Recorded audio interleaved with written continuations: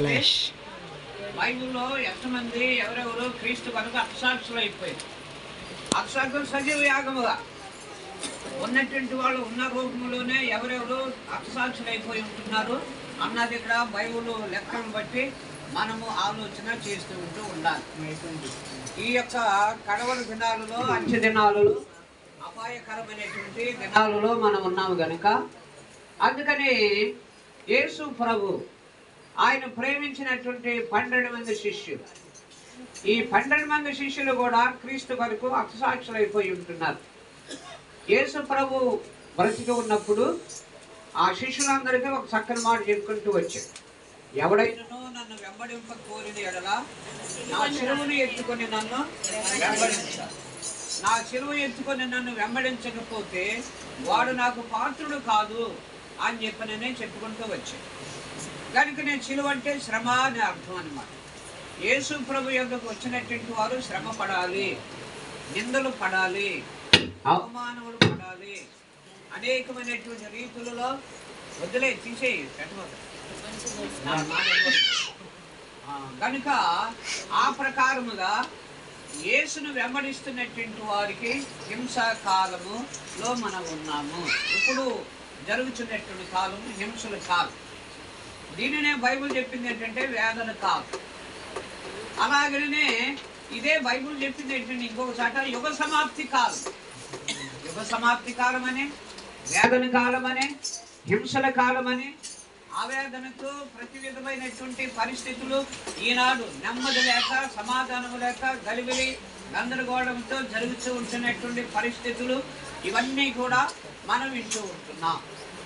కనుక యేసు ప్రభువు కంటే ముందుగా హతసాక్షులైపోయినటువంటి వారు బైబిల్లో కొంతమంది ఉన్నారు.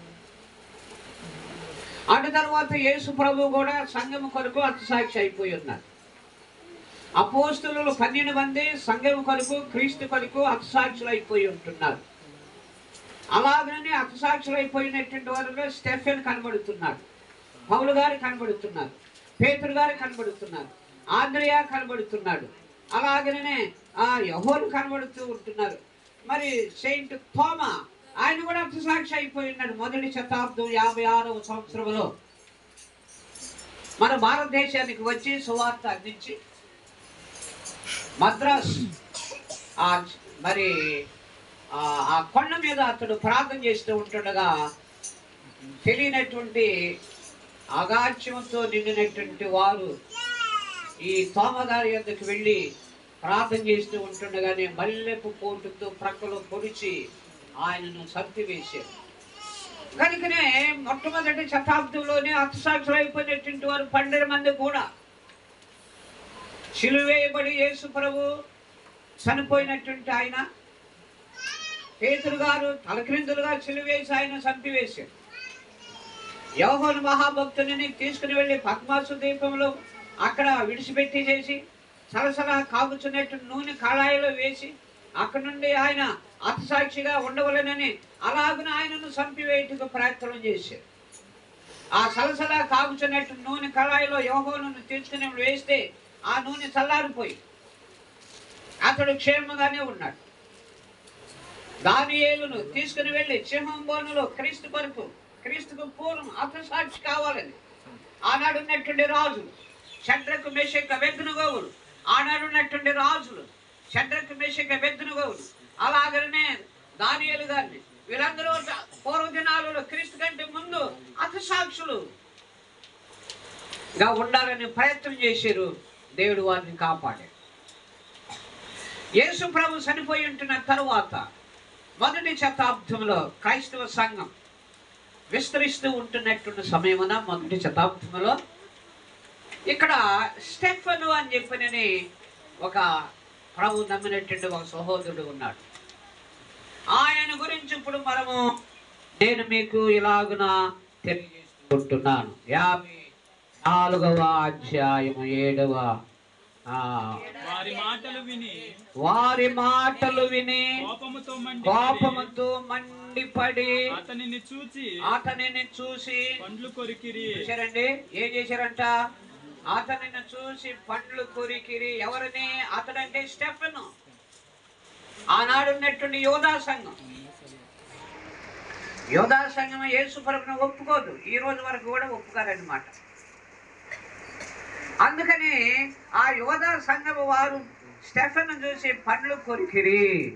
తర్వాత అయితే అతడు పరిశుద్ధాత్మతో నిండిన వాడై ఆకాశం వైపు తేరి చూసి దేవుని మహిమను, యేసు దేవుని కుడిపార్శ్వమందు నిలిచి ఉండుట ఒక దర్శనం చూస్తున్నాడు. పరలోకం యేసు ప్రభు దేవుని కుడిపార్శ్వం మీద కూర్చొని ఉండుట, ఈ యొక్క స్టెఫెను ఒక దర్శనాన్ని చూస్తూ ఉంటున్నాడు. అలాగనే ఇక్కడ తేరి చూసి దేవుని మహిమను, యేసు దేవుని కుడిపార్శ్వమందు నిలిచి ఉండుట చూసి ఆకాశము తెరువబడుటయు మనిషి కుమారుడు దేవుని కుడిపార్శ్వమందు నిలిచి ఉండుటయును చూచుచున్నానని చెప్పెను. అప్పుడు పెద్ద కేక వేసి చెవులను మూసుకొని ఏకముగా అతని మీద పడిరి. యేసు ప్రభు మీద దుమ్మిగా వచ్చారని వ్రాయబడి, ఈ స్టెఫెను మీద ఏకముగా గుమకూడి ఆయన మీదకు వచ్చి ఆయనను పట్టుకొని ఆయనను రాళ్ళు రువి ఆయనను చంపి అనేక విధములైనటువంటి చిత్రహింసలకు గురి చేసి ఉన్నట్లుగా దేవుని వాక్యము కనబడి, ఆ పట్టణం వెలుపలకి అతనిని రాళ్ళు రువి చంపిరి. సాక్షులు పౌలు అను ఒక యవనస్తుని పాదముల యొద్ద తన వస్త్రములను పెట్టిరి. ప్రభువును గూర్చి మొరపెట్టుచు యేసు ప్రభువా నా ఆత్మను చేర్చుకొనుమని స్టెఫెను పలుకుచుండగా వారు అతనిని రాళ్ళతో స్టెఫెను ప్రభువా నా ఆత్మను అప్పగిస్తున్నా, నా ఆత్మను చేర్చుకొనుము అని చెప్పి నేను ప్రార్థన చేసి, అప్పటికి యేసు ప్రభు వెళ్ళిపోయాడు. తండ్రి యొద్ద కుడిపార్శ్వం మీద కూర్చుని ఉన్నారు. ఆరోహణమై వెళ్ళిపోయాడు.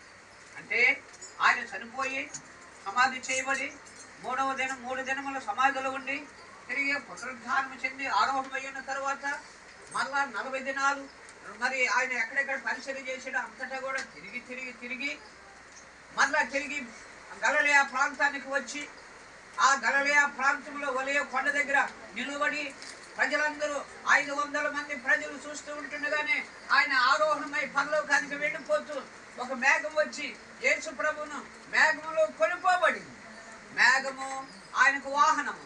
రేపు నీకు నాకు మనకు సంఘమునకు సమాజమునకు టోటల్గా ప్రపంచంలో ఉన్న సార్వత్రిక క్రైస్తవ సంఘమునకు పరలోకమునకు తీసుకుని వెళ్ళటానికి మరి మేఘము మనకు వాహనముగా రానయ్యున్నది. నమ్మిన భక్తులు ఆకాశంలో మేఘమును ఆకర్షించుకుని వెళ్ళిపోతూ ఉంటారు. నమ్మనటువంటి వారికి శిక్ష, నమ్మనటువంటి వారికి శ్రమలు, నమ్మనటువంటి వారికి ఏడైన మహాశ్రమ, నమ్మనటువంటి వారికి భయంకరమైనటువంటి వేదన, రోదన, శోధన, సమస్యలు ఇవన్నీ కూడా ఎదురు కానయ్యాయి. అందుకనే మనం ఇప్పుడు ఏ కాలంలో ఉన్నామంటే హతసాక్షుల, చెప్పండి అందరు చెప్పండి, ఏ కాలం అమ్మా? హతసాక్షుల. క్రీస్తు కొరకు హతసాక్షి కావాలి. నువ్వు అవ్వగలవా? ఒక చిన్న మాట అయితేనే నువ్వు ఓర్చుకోలేవు. ఏదైనా ఒక చిన్న మాట అన్నావు అనుకో, సరే పెద్ద అయినా పాస్ గారే కదా ఒక మాట అన్నాడు పోనివ్వండి ఆగి చెప్పానని ఊరుకుంటామా? లాగి జిలేబీ పాకని ఎట్లా లాగుతామో బాగా అట్లా లాగి పెనుగులాడుకుంటూ మనం క్రీస్తు కొరకు హతసాక్షి కావాలి. ఎట్లా? హతసాక్షి అయితేనే పరలోకం. ప్రభు కొరకు నీవు సహిస్తేనే పరలోకం. సెకండ్ ప్రార్థన చేస్తున్నాడు తండ్రి. ఏమని ప్రార్థన చేస్తున్నాడు ఇక్కడ? అప్పుడు అతడు పెద్ద కేక వేసి చెవులను మూసుకొని ఏకముగా అతని మీద పడి పట్నం వెలుపలకు అతనిని వెళ్ళగొట్టి రాళ్ళు రువి చంపిరి. సాక్షులు సౌలు అనుచున్న ఒక యవనస్తుని పాదముల యొద్ద తమ వస్త్రములను పెట్టిరి. ప్రభువుని గూర్చి మొరపెట్టుచు యేసు ప్రభువా చేర్చుకొనమని ఏం చేశాడండి స్టెఫెను? ఆత్మను చేర్చుకొని దేవుని యొక్క సన్నిధిలో ఇది హతసాక్షుల కాలము. చెప్పండి, ఏ కాలం అండి? హతసాక్షి కొరకు హతసాక్షి కావాలి. భక్తులైనటువంటి వారందరూ హతసాక్షులు అయిపోయి పరలోకానికి ఎత్తబడుతూ ఉంటారు. హతసాక్షి అయినటువంటి వారికి వేరే ఆశీర్వాదాలు ఉన్నాయి, హతసాక్షి కాకుండా ఉన్నటువంటి వారికి వేరే ఆశీర్వాదాలు ఉన్నాయి. క్రీస్తు కొరకు హతసాక్షులు అయిపోయినటువంటి వారి పేర్లు జీవ గ్రంథములో, పరిశుద్ధ గ్రంథములో, దేవుని యొక్క లేఖనములలో వారి పేర్లు వ్రాయబడనై ఉంటున్నట్లుగా మనము గమనిస్తూ ఉంటున్నాం. దేవుని సమ్ముఖ జీవ, చూడండి ఫోన్లో ఉంది పాట. దేవుని సమ్ముఖ జీవ కవిలలో నీ పేరు ఉన్నదా, నీ పేరు ఉన్నదా. దేవుని సమ్ముఖ జీవ కవిలలో, దేవుని సమ్ముఖ జీవ కవిలలో నీ పేరు ఉన్నదా,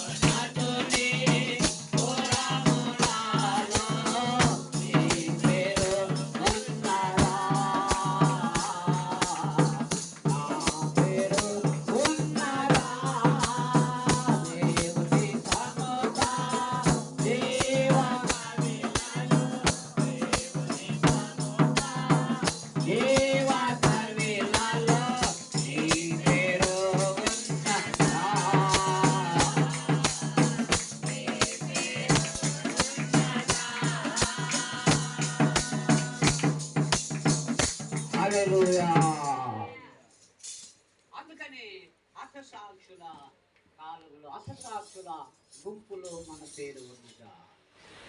యేసు ప్రభు కంటే ముందుగా హతసాక్షి అయిపోయాడు క్రీస్తు కొరకు కాదు, తన స్వలాభము కొరకు హతసాక్షి అయిపోయాడు యోధ.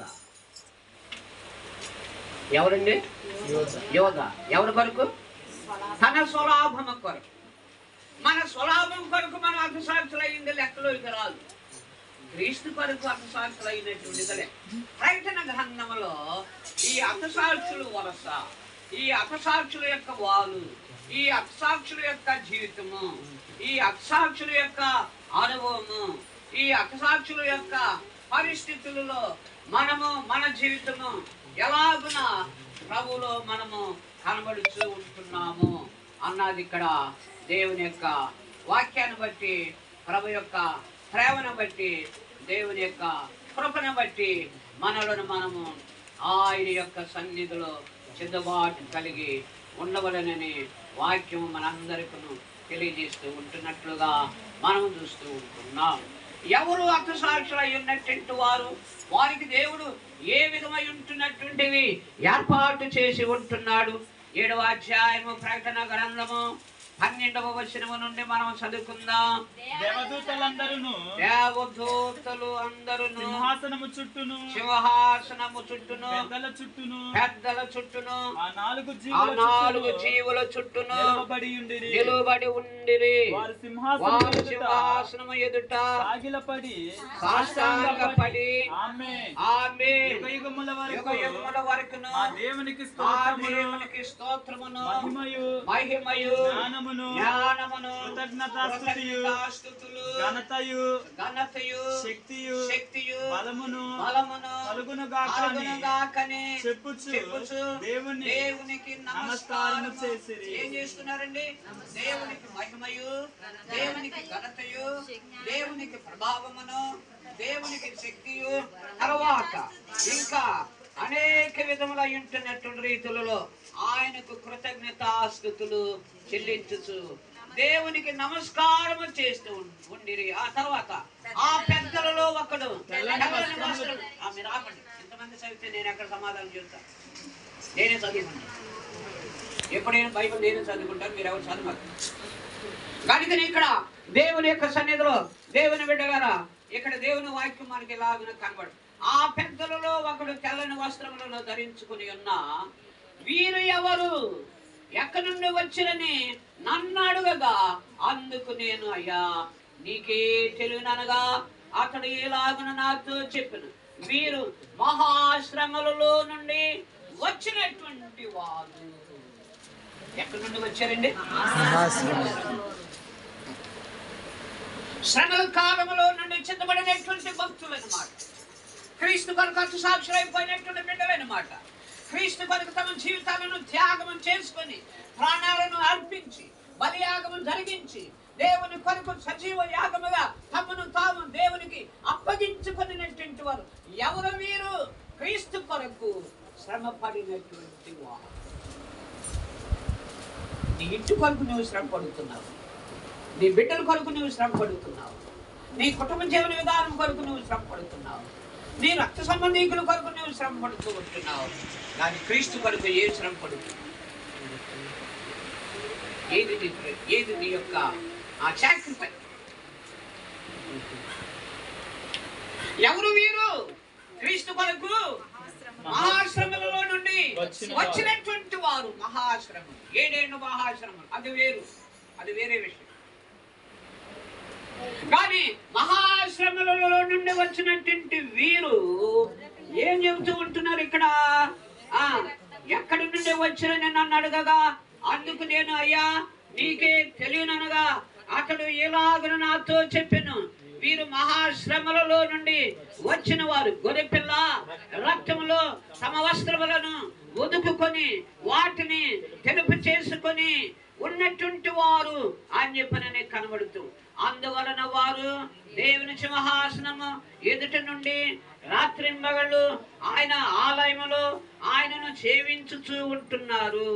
సింహాసనాశీనుడై ఉన్నటువంటి వాడు తానే తన గుడారములో వారి మీద కప్పును, వారికి మీదట ఆకలైనను దాహమైనను ఉండదు, సూర్యుని యొద్ద నుండి అయినను ఏ వడగాలి అయినను వారికి తగలదు.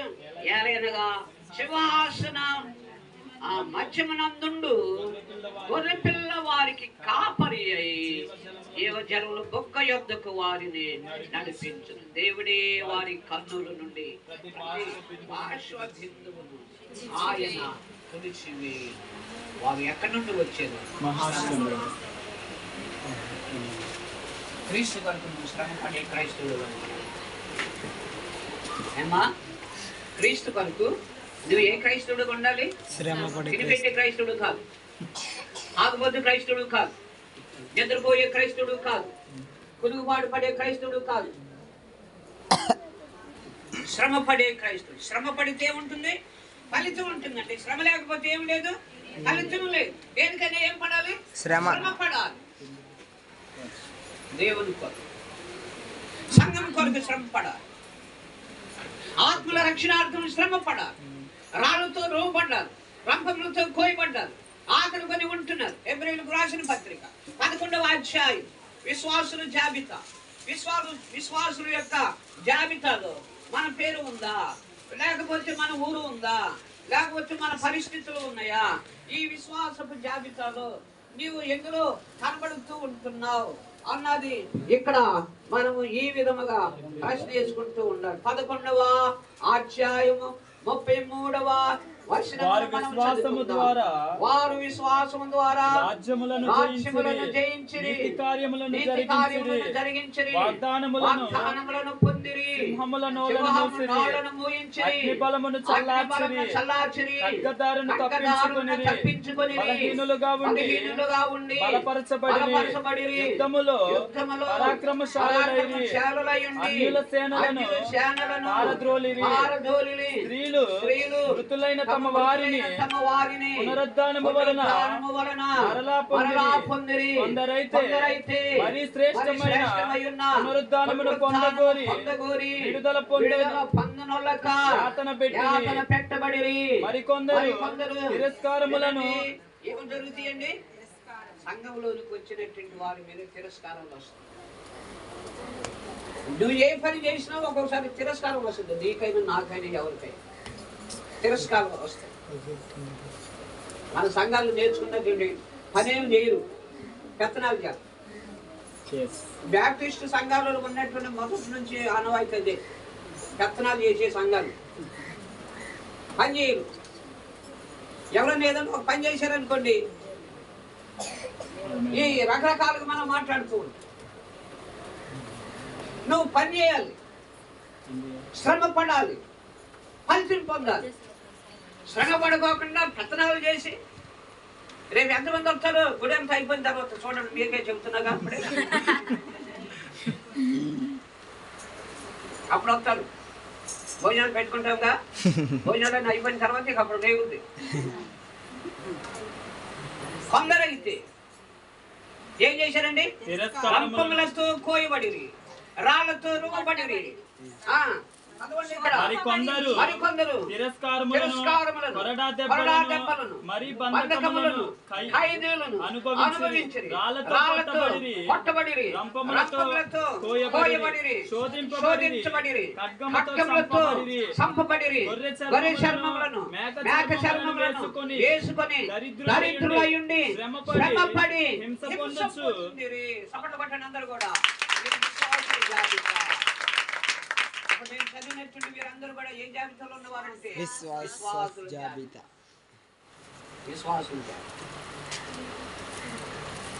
శ్రమ పడిన వారు, కష్టపడిన వారు విశ్వాసుల జాబితాలో ఉంచారు. ప్రార్థన వీరుల కవిలలో, ప్రార్థన వీరుల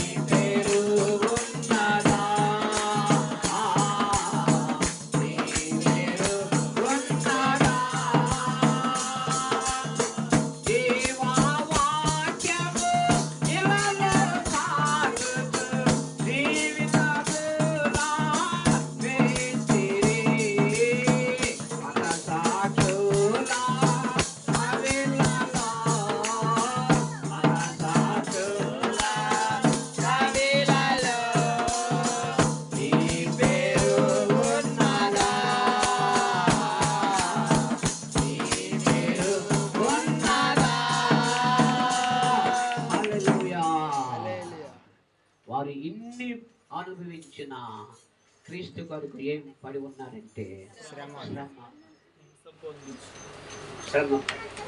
నువ్వేం పడుతున్నావు? ఏమన్నా ఉందా? ఏమండి, దేవుని యొక్క సన్నిధిలో యేసుప్రభు ముందుగానే మత్తయి సువార్త 5వ అధ్యాయం 8వ వచనం 9వ వచనం 10వ వచనం చెప్పుకుంటూ వస్తున్నాడు కదా, నా నామం నిమిత్తము జనులు మిమ్మల్ని హింసించి నిందించి మీ మీద అబద్ధముగా చెడ్డ మాటలు పలికినప్పుడెల్లను మీరు సంతోషించండి, ఆనందించండి, మీ ఫలము పరలోకమందు. నా నామము నిమిత్తము జనులు మిమ్మను ఏం చేస్తారండి? స్టెఫెను హింసించినట్టు, పౌలు గారిని హింసించినట్టు, యేసు ప్రభుని హింసించినట్టు, 40 దెబ్బలు కొరడాలతో కొట్టినట్టు, సిలువ వేసి ఉంటున్నట్టు మిమ్మల్ని కూడా చేస్తారు. యేసయ్య చెప్పాడు, నన్ను వెంబడించేవాడు నా సిలువను ఎత్తుకొని నన్ను వెంబడించాడు. నా సిలువను ఎత్తుకొని నన్ను వెంబడించకపోతే అతడు నాకు పాత్రుడు గానే కాదు. లోకము అశాశ్వతం, పరలోకము శాశ్వతం. పరలోకములో ఉండవాలనంటే శ్రమ పడాలి, ఫలితం పొందాలి. లోకం సాగును అని చెప్పని అనుకుంటే నువ్వేం పడక్కర్లా, ఏం చెయ్యక్కర్లా. అందుకని తర్వాత అంటున్నారు కదా, ఇంకా అవలేదండి, అప్పుడే ఇంకా అవలేదు, మరలా కింద కొన్ని వాక్యాలు ఉన్నవి, వాటిని కూడా నేను చదువుతున్నాను. అడవులలోను, కొండలలోను, గుహలలోను, సరంగములలోను తిరుగులాడుచు సంచరించి అట్టి వారికి ఈ లోకము యోగ్యమైనది కాదు. చెప్పండి, యోగ్యమైనది కాదు. ఈ లోకాన్ని ఎప్పుడైనా ఒక రోజు ఉండదు నీకు, నాకు, అందరికీ కూడా. గట్టిగా చప్పట్లు కొట్టండి, చెప్పడం గట్టిగా చప్పట్లు కొట్టడం. అయ్యో, ఏమంటే భయం ఉంటుందండి? సావు అయితే, సావు అంటేనే భయం, ఇంకేం లేదు. ఎప్పుడైనా ఉందా లేదా? చెప్పండి అమ్మా, ఉందా? మరి భయం ఎందుకు? యేసు ప్రభు చనిపోలా? చనిపోతేనే పరలోకం అన్నాడు కదా. చనిపోకుండా ఈ శరీరమును, మరి చనిపోకుండా ఈ శరీరము లోకంలో విడిచిపెట్టుకోకుండా తండ్రి యొద్దకు పరలోకమునకు సింహాసనం మీద ఆ దేవదూతలు శరీరులు కెరూబులతో 24 పెద్దల మధ్య మనం కూర్చున్నారంటే ఈ దేహాన్ని విడిచిపెట్టాలి, లేకపోతే నువ్వు ఉండలేవు, అక్కడికి వెళ్ళలేవు. అయ్యా, ఇదే నాకు ప్రాముఖ్యం, ఇల్లే నాకు. ఈ ఇంటిని నేను విడిచిపెట్టి ఎట్లా ఉంటానండి? ఈ ఊరిని విడిచిపెట్టి ఎట్లా ఉంటానండి? నా బంధువులు విడిచిపెట్టి ఎట్లా ఉంటానండి? ఇంతవరకే కాదు పరలోకం. కప్ప అనుకుంటుందంట. ఓహో, లోకం తింటే కదా. ఎక్కడుంటుంది కప్ప? నూతులో. ఈ నూతులో దూరినటువంటి కప్ప ఏమంటుంది? అటు తిరుగుతుంది, ఇటు తిరుగుతుంది, 4 వైపులో తిరుగుతుంది. ఓ, ఇదే కదా లోకం. బయటకు వచ్చి తెలుస్తుంది అది లోకం అంటే. ఎండ ఏముందో, వాన ఏముందో, వెలుతురు ఎక్కడుందో, చీకటి ఎక్కడుందో. అందుకని ఇంతవరకే కాదు, క్రీస్తు వరకు తమను తాము తేజించుకున్నారు, జీవితాలను అప్పగించుకున్నారు, క్రీస్తు కొరకు సాక్రిఫై ప్రభు కొరకు నీవైన నేనైన మనమైన ఇలాగ చేసుకుంటే నా రాజ్యం, లేకపోతే ఆ రాజ్యం లేనే. యేసు ప్రభు ఎందుకు చేశాడు? తండ్రితో చేసిన నిబంధనను నెరవేర్చి. అందుకనే కొంతమంది చదవండి ఇక్కడ, వీరందరూ అనగా మనం చూస్తే గొర్రె చర్మములను మేక చర్మములను వేసుకొని దరిద్రులై ఉండి శ్రమపడి హింస పొందుచు అడవులలోను కొండల మీదను గుహలలోను సొరంగములలోను తిరుగులాడుచు సంచరించుచు ఉండిరి. అట్టి వారికి ఈ లోకము యోగ్యమైనది కాదు. ఈ లోకం శాశ్వతం కాదని అర్థం. ఈ లోకం శాశ్వతం ఎప్పుడైంది కానీ వీరందరూ తమ విశ్వాసమును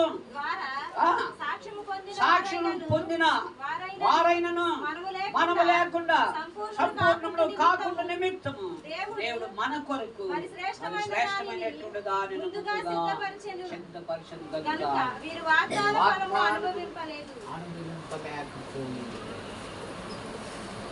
మనము లేకుండా వారు లేరంట, వారు లేకుండా మనము లేదు. క్రీస్తు కొరకు ఈ విధముగా. అందుకని యోహాను చెప్పుకుంటూ వచ్చాడు. 3వ యోహాను సువార్త 1వ అధ్యాయం 21 కట్టుకుంది చూడండి. 1వ అధ్యాయం 19. ఇదిగో లోక పాపములను మోసుకొని పోవచ్చున్న దేవుని గొర్రెపిల్ల. యోహాను యేసు ప్రభువుల గురించి ప్రవచించాడు. లోక పాపములను మోసుకొని వెళ్ళుచున్న దేవుని గొర్రెపిల్ల మోసుకొని వెళుతుంది. మా లోకములో ఉన్న పాపములన్నింటిని కూడా మోసుకొని వెళ్ళొచ్చు యేసు ప్రభువు. ఇంకా ఆయన బాప్టిజం పొంద